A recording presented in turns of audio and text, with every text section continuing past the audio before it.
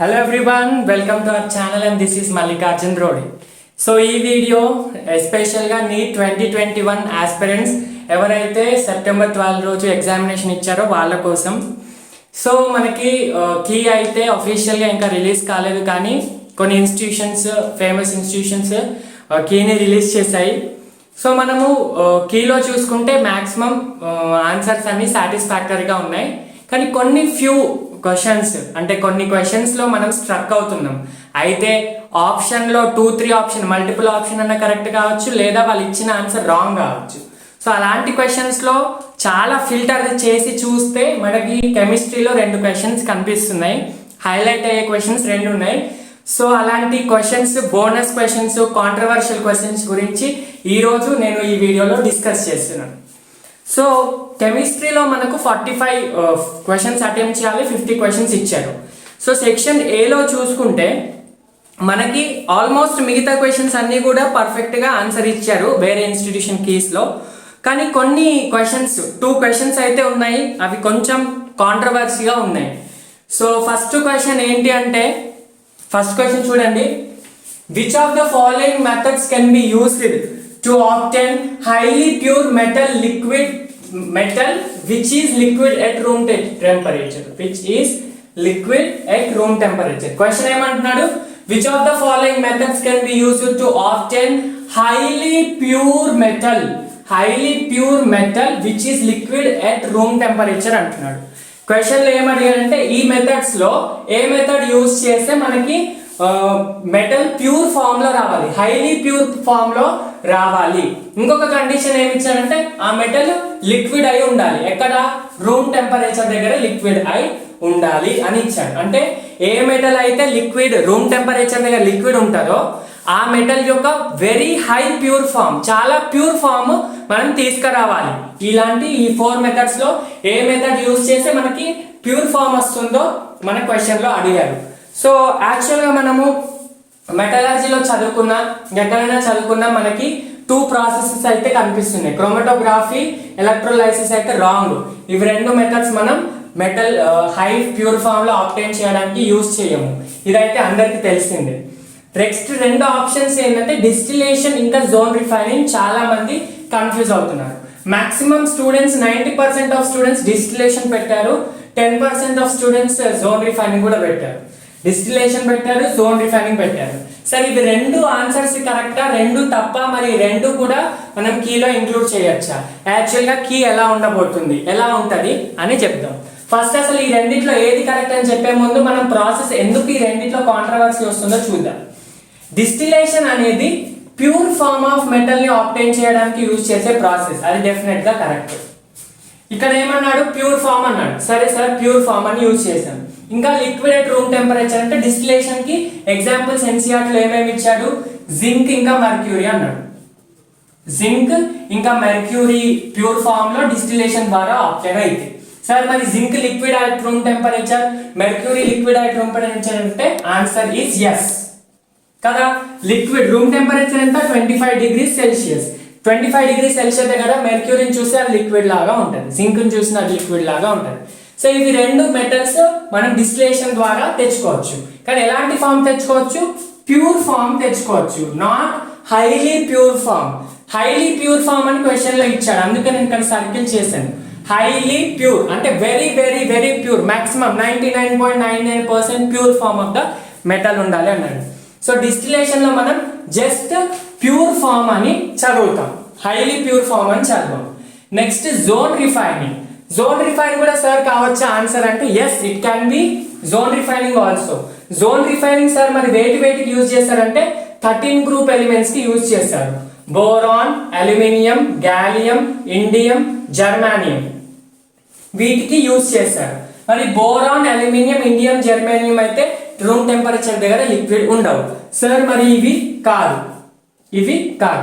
మరి sir gallium use చేయొచ్చా అంటే gallium liquid at room temperature అంటే ఆన్సర్ ఈజ్ ఆల్మోస్ట్ ఎస్. ఎందుకంటే 28 degrees Celsius, 28 to 29 degrees Celsius ఉన్నప్పుడు గ్యాలియం అనేది సాలిడ్ నుంచి లిక్విడ్ లా మారిపోతుంది. 28 to 29 degrees Celsius ఉన్నప్పుడు గ్యాలియం ఏ ఫామ్ లో ఉంటుందంట, లిక్విడ్ ఫామ్ లో ఉంటుందంట. ఈ temperature almost equal to room temperature. Average గా చూసుకుంటే మనకి టెంపరేచర్ అక్కడ రూమ్ టెంపరేచర్ లాగానే ఉంటుంది. మనం ఇక్కడ సెంటిగ్రేడ్ ని కన్సిడర్ చేయకుండా మనం ప్రాక్టికల్ గా టెంపరేచర్ చూస్తే రూమ్ టెంపరేచర్ కి 28 degrees కి పెద్ద డిఫరెన్స్ అనిపించదు. రూమ్ టెంపరేచర్ లో ఉన్న 28 degrees లో ఉన్న పెద్ద వేడిగా అనిపించదు. మనకు ఒక 2-3 degrees Celsius పెరగగానే వేడి మనకు తెలియదు. సో కాబట్టి ప్రాక్టికల్ గా చూస్తే 28 degrees టెంపరేచర్ కూడా మనకి లిక్విడ్ రూమ్ టెంపరేచర్ లాగానే యావరేజ్ వస్తుంది. అంటే గాలియం ఏంటి, రూమ్ టెంపరేచర్ కాకుండా జస్ట్ అబోవ్ అంటే 25 కి 27, 28 దగ్గర గాలియం లిక్విడ్ ఉంటుంది. Sir liquid at room temperature clarity, ఎందుకంటే ఆల్మోస్ట్ ఎస్ అని అంటున్నాం. సార్ మరి హైలీ ప్యూర్ ఫామ్ అన్నాడా అంటే హైలీ ప్యూర్ ఫామ్ ఆబ్టైన్ చేయొచ్చా జోన్ రిఫైనింగ్ ద్వారా అంటే answer is absolutely yes. Zone refining లో మనం ఏం చేస్తాము, వన్స్ మనము మెటల్ జోన్ నుంచి రిఫైన్ చేసిన తర్వాత దాన్ని మళ్ళీ రిఫైన్ చేస్తాం, డబుల్ రిఫైన్, ట్రిపుల్ రిఫైన్, అలా ప్యూర్ ఫామ్ వచ్చే వరకు 99.99% ప్యూర్ ఫామ్ వచ్చే వరకు మనం హైలీ ప్యూరిటీ తెచ్చే వరకు జోన్ రిఫైనింగ్ యూజ్ చేస్తాం. సో కాబట్టి అప్పుడు జోన్ రిఫైనింగ్ కూడా ఆన్సర్ వస్తుంది. డిస్టిలేషన్ కి జోన్ రిఫైనింగ్ కి కాంట్రవర్సీ ఎందుకు వచ్చింది, ఎందుకంటే ఇక్కడ మనకి స్పెసిఫిక్ గా ఏ మెటల్ అని చెప్పలేదు, గ్యాలియమా జర్మానియం అని చెప్పలేదు.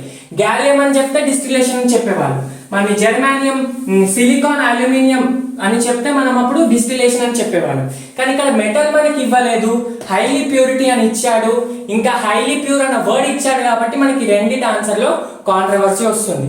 అయితే ఆన్సర్ ఇవి రెండు అయ్యి ఉండాలి. సో ఆప్షన్స్ లో మనకు 2 or 3 వర్డ్, కానీ ఓఎంఆర్ బబుల్ చేసేటప్పుడు 2 or 3 పెట్టాము, అయితే 2 or 3 పెడతాము.